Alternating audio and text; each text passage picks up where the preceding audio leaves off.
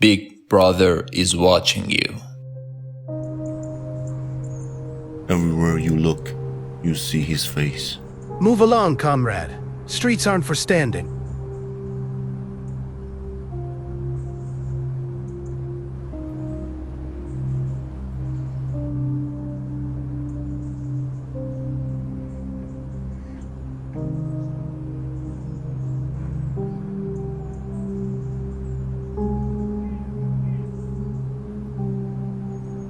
In a blind spot, I stare at a relic of the past, which is now illegal to have, a notebook. By buying it from a second-hand shop, I have committed a crime, but writing inside it was another problem, a thought crime. I, Winston Smith, in the year 1984, already knew I was gonna be vaporized by this action, erased from the history. But maybe there was a chance that someone in the future could read my words, so I wrote down with Big Brother. I work at Ministry of Truth, a place where reality gets fabricated. We remove events and people from history, or add new ones for the benefit of the party. With tubes around the whole building, they send us documents to alter. After that, the now obsolete proofs of the past that never happened get sent down to the memory hole. Who controls the past controls the future. Who controls the present controls the past. Attention! 2 minutes hate is about to begin. The massive screen was showing the never-ending war with the rest of the world. While passing through the dense crowd, I saw her, the dark-haired girl. I had seen her a couple of times before in the Ministry of Truth, working in the novels department. Young and beautiful, but wearing that damn red sash, the symbol of the anti-sex league, the party's naive extremists. I hate her, hate that sash, that symbol of the party's intention to destroy a human's most basic need, love, and turn it into just another tool. The 2-minute hate is about to reach its climax, showing the image of the party's number one enemy, Emmanuel Goldstein. No one knows where he is, or if he is even alive. He only appears through party's broadcasts.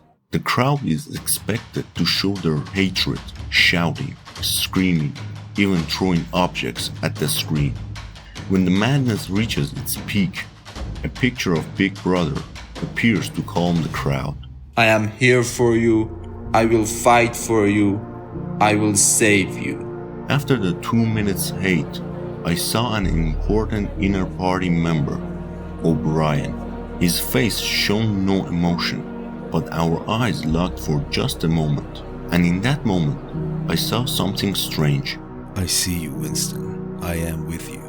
We shall meet in the place where there is no darkness.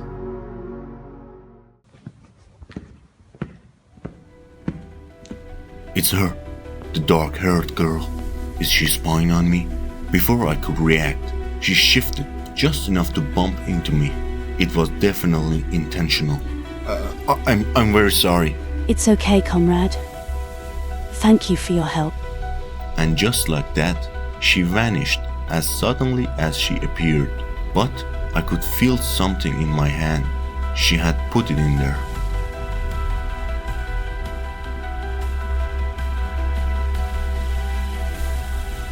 I could not believe what I was seeing. Those deadly 3 words. I love you.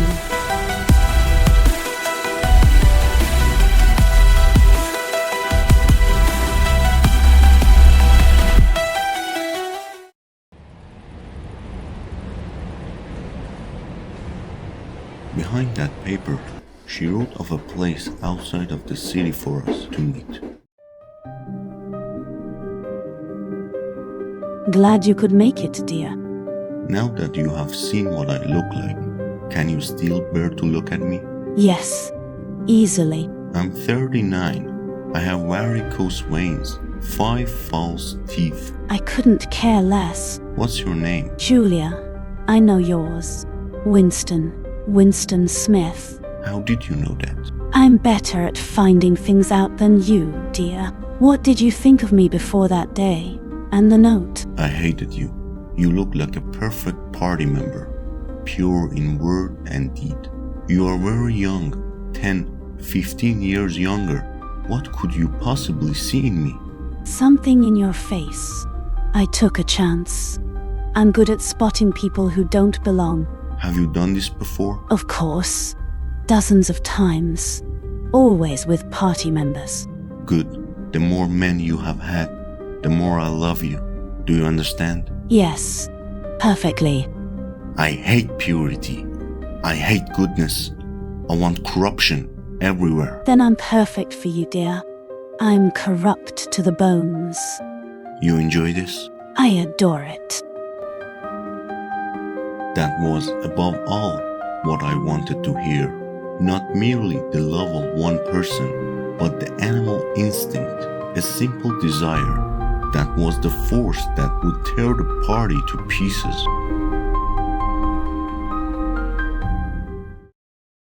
Days later, Julia and I decided to rent a hidden place in the city, away from the party's sections.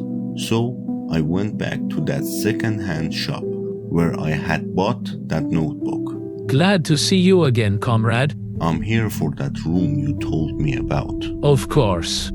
This way, please. Our little safe haven. A glass paperweight with a beautiful coral inside caught my eye, like a tiny world trapped in time. A few days later, I told Julia about the connection I felt with O'Brien. We both knew it could be a trap, but if we were ever going to fight the party, we had to take the risk. That meant contacting him, deep inside the inner party quarters where he lived. We believe you are against the party, and we want to help. Interesting. There is a resistance led by Emmanuel Goldstein, but no one knows where he is. For safety reasons, I don't even know. And you do realize the consequences of your actions. You will be captured, you will be tortured, you will confess, and you will be hanged. Yes. Are you ready to follow any order? Poison party members, bomb buildings, kill a child? Yes. Are you ready to be separated from each other? To never see one another again? No. I see. We'll send mission instructions soon. In the meantime, read this book, written by Goldstein.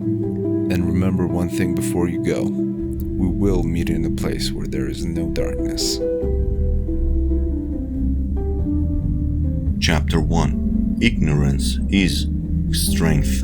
Throughout recorded time, and probably since the end of the Neolithic Age, there have been three kinds of people in the world: the high, the middle, and the low. They have been subdivided in many ways. They have borne countless different names, and their relative numbers, as well as their attitude toward one another, have varied from age to age. But the essential structure of society has never altered, even after enormous upheavals and seemingly irrevocable changes.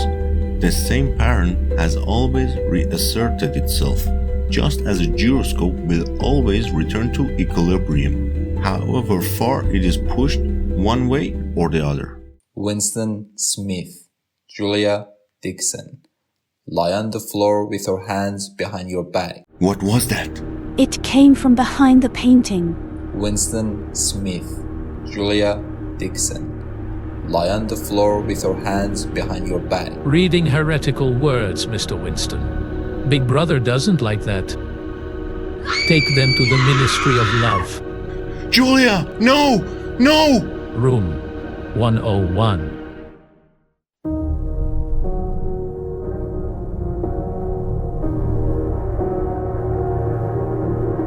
Hello, Winston. I told you we'd meet in a place with no darkness. Where is Julia? Somewhere in this building. But you should be more concerned about yourself right now. You must come to understand this. Whatever the party says is the truth. Now, how many fingers am I holding up, Winston? 4. And if the party says it's 5, how many fingers is it? Still 4. Incorrect, Winston. Incorrect.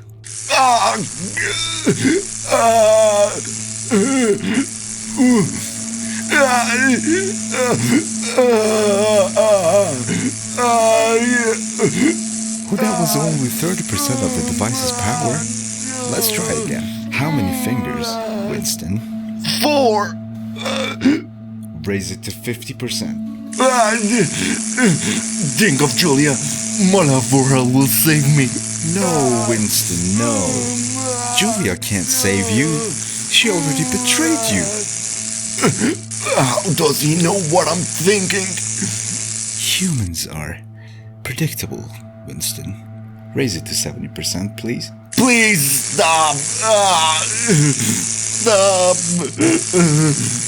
How many fingers am I showing, Winston? 5, 4, 7. I don't know. Not correct. Bring them in. No, please, no. They're very hungry, Winston. They will start with your eyes, and then your tongue. No, keep them away. Please, kill Julia, not me. Kill her. Excellent. You did well. I'm proud of you, Winston. Please, no.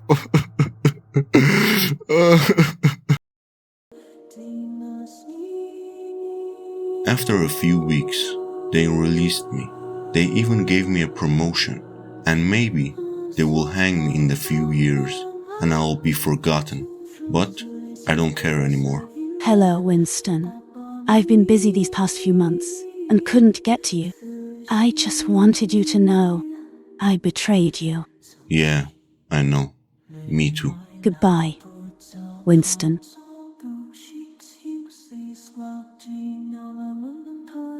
It took me 40 years to realize I love him. I love Big Brother.